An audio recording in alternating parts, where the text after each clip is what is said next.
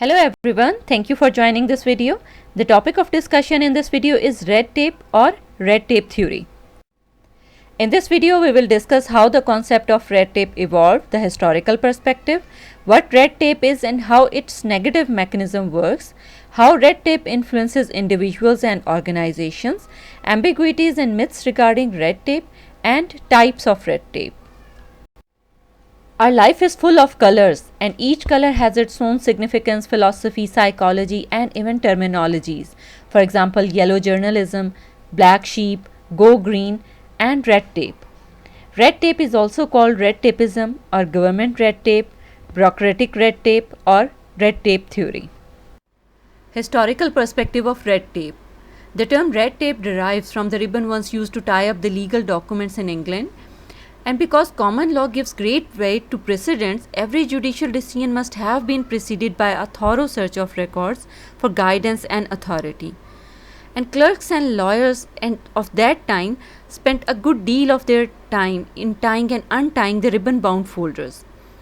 On the other hand, citizens and administrative officers are interested in action, but they have to wait due to unwrapping and rewrapping the documents. It emerged red tape as a despised symbol. The ribbon has long been disappeared, but the hated conditions and practices it represents continue, keeping the symbol alive. Red tape is considered as hollow and unwarranted file and paperwork, unnecessary rules, procedures and regulations, centralized decision making, formal system, long hierarchical organizational structure, and inefficient and unjustifiable delays that ultimately result in frustration and irritation among individuals. And this frustration and stress among individuals results in their negative behavior. Red tape is part of every organization, either public or private, but it is generally associated with public sector organizations.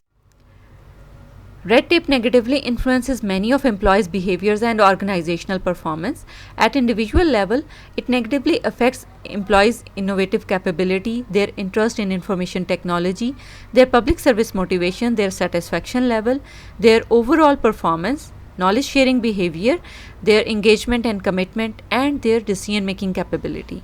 And at organizational level, it negatively influences organizational performance, their organizational efficiency and effectiveness, and their service quality. The negative influence of red tape exists through two mechanisms. On one hand, red tape ensures a compliance burden for employees, and on the other hand, it ensures that employees feel a lack of efficacy.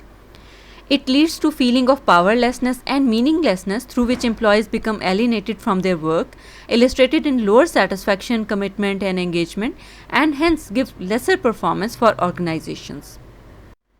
Here comes a question that whether all formal rules, regulations, policies and procedures entail a compliance burden on employees? The answer obviously is no. Only those rules and procedures constitute red tape that negatively impact employees' behavior and frustrate them. The rules and policies that are effective and do not entail compliance burden on employees refer to as green tape. In contrast to red tape, the concept of green tape explains that all rules and procedures do not entail compliance burden on employees because not all formal rules and procedures in organizations are bad. Some rules, regulations and policies are good, effective and influence employees positively. There is a debate in literature about the two terms of formalization and red tape.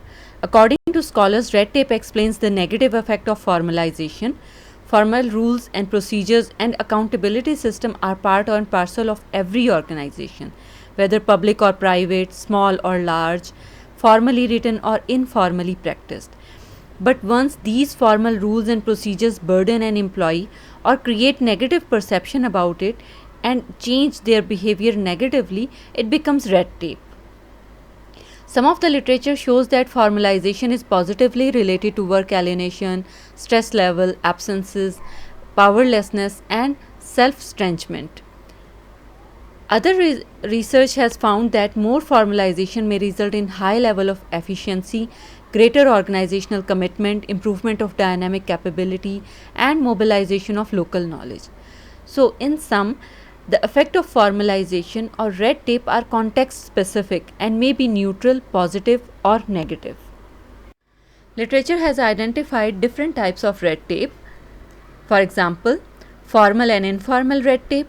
Formal red tape refers to the constraint faced by employees due to organizational laws, rules, and regulations, while informal red tape refers to the impediment faced by employees from political pressure. High and low red tape is differentiated in terms of procedural burden imposed upon subjects. Other types of red tape are organizational red tape and stakeholders red tape. Organizational red tape consists of those rules which obstruct organizational working and goal achievement, whereas stakeholder red tape entails those processes which have no usefulness for any group of stakeholders and cause unnecessary delays in their work. I hope this video enhanced your knowledge on red tape. To receive updates about videos on the related topic, do subscribe the channel, like the video, and do not hesitate to drop a comment if required.